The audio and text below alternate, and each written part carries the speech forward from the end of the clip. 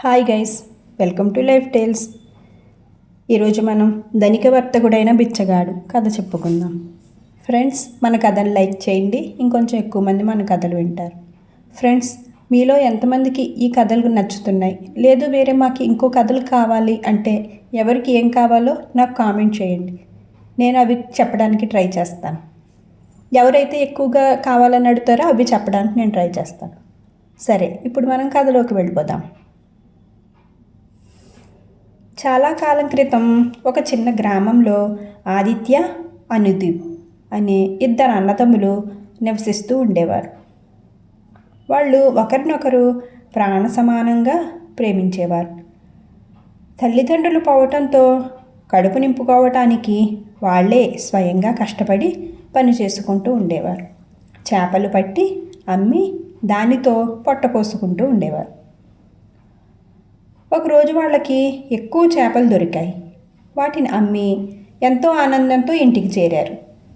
కొంతసేపటికి ఎవరో తలుపు కొట్టిన చప్పుడయ్యింది. అనుదీప్ వెళ్ళి తలుపు తెరిచి చూశాడు. కుంటి బిచ్చగాడు ఒకడు కనిపించాడు. అనుదీప్ వాడి మీద దయతలచి ఇంటి లోపలికి వెళ్ళి గిన్నెలో కొంత అన్నం, వేయించిన చేపలు తెచ్చి బిచ్చగాడి పళ్ళెంలో వేశాడు. వాటిని ఎంతో ఆతృతగా తిన్న బిచ్చగాడు అనుదీప్ కరుణకి కృతజ్ఞతలు చెప్పుకుని వెళ్ళిపోయాడు.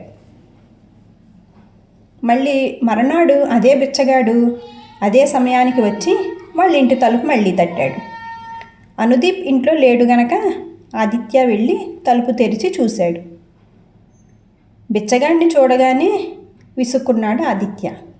కానీ ఆ తర్వాత ఒక క్షణం ఆలోచించి ఇంటి లోపలికి వెళ్ళి చేపలు పట్టే గాలంకర్రను తీసుకుని బయటికి వచ్చాడు. ఇంటి తలుపు మూసి బిచ్చగాడిని తన వెంట రమ్మని ముందుకు నడిచాడు. ఇద్దరూ దగ్గర ఉన్న చెరువు గట్టుకి రాగానే ఆదిత్య ఆగి బిచ్చగాడి చెయ్యి పట్టుకుని, ఈ గాలంకర్రను తీసుకో, గాలానికి ఎరను గుచ్చి ఇలా నీళ్లల్లోకి విసిరి కొంతసేపు కదలకుండా మెదలకుండా కూర్చో, చేప పడుతుంది. ఇకపై బిచ్చబెత్తడం మానేసి స్వశక్తితో సంపాదించటం నేర్చుకో అని చెప్పి తిరిగి వెళ్ళిపోయాడు ఆదిత్య. అలా కొన్ని సంవత్సరాలు గడిచాయి. ఒకరోజు దాన ధర్మాలకు కరుణా స్వభావానికి పేరుగాంచిన ధనిక వర్తకుడొకడు తమ గ్రామానికి వస్తున్నాడని ఊళ్ళో అందరూ చెప్పుకుంటూ ఉన్నారు. అంత పెద్ద ధనికుడు తమ గ్రామాన్ని వెతుక్కుంటూ ఎందుకు వస్తున్నాడా అని అందరూ ఆశ్చర్యపడ్డారు. అన్నట్టుగానే అందమైన ఒక గుర్రబండిలో ఆ ధనికుడు వచ్చాడు. గ్రామస్తులందరూ ఆయనకి స్వాగతం చెప్పడానికి ఎదురొచ్చారు. అందులో అనుదీప్, ఆదిత్యలు కూడా ఉన్నారు. బండి ఆగగానే అందులోంచి దిగిన ధనిక వర్తకుడు తిన్నగా ఆదిత్య దగ్గరికి వెళ్ళి, నన్ను గుర్తుపట్టలేదా బాబు అని అడిగాడు. తమ వంటి ధనిక వర్తకుణ్ణి నా జీవితంలో నేనెప్పుడూ చూడలేదు అన్నాడు ఆదిత్య మెల్లగా, తల అడ్డంగా ఊపుతూ. ఆ వర్తకుడు చిన్నగా చిరునవ్వు నవ్వి, చూసావు నాయనా, ఒకరోజు మీ ఇంటికి భిక్షం కోసం వచ్చిన ఒక బిచ్చగాడిని తీసుకువెళ్ళి చేపలు పట్టే విద్య నేర్పించావు, గుర్తుందా? ఆ బిచ్చగాడినే నేను. నువ్వు నేర్పిన విద్యే నన్నింత ఉన్న స్థితికి తీసుకొని వచ్చింది. ఆ గొప్ప విద్యను నేర్పినందుకు కృతజ్ఞతగా నేను సమర్పిస్తూ ఉన్న ఈ చిరుకానుకను స్వీకరించు అంటూ బంగారం తళతళా మెరుస్తూ ఉన్న మణులు, మాణిక్యాలు నిండిన ఒక సంచిని ఆదిత్యకి అందజేశాడు. ఆదిత్య ఆనందానికి అవధులు లేకుండా పోయింది. ఏం చెప్పటానికి తెలియక అలాగే నిలబడిపోయాడు.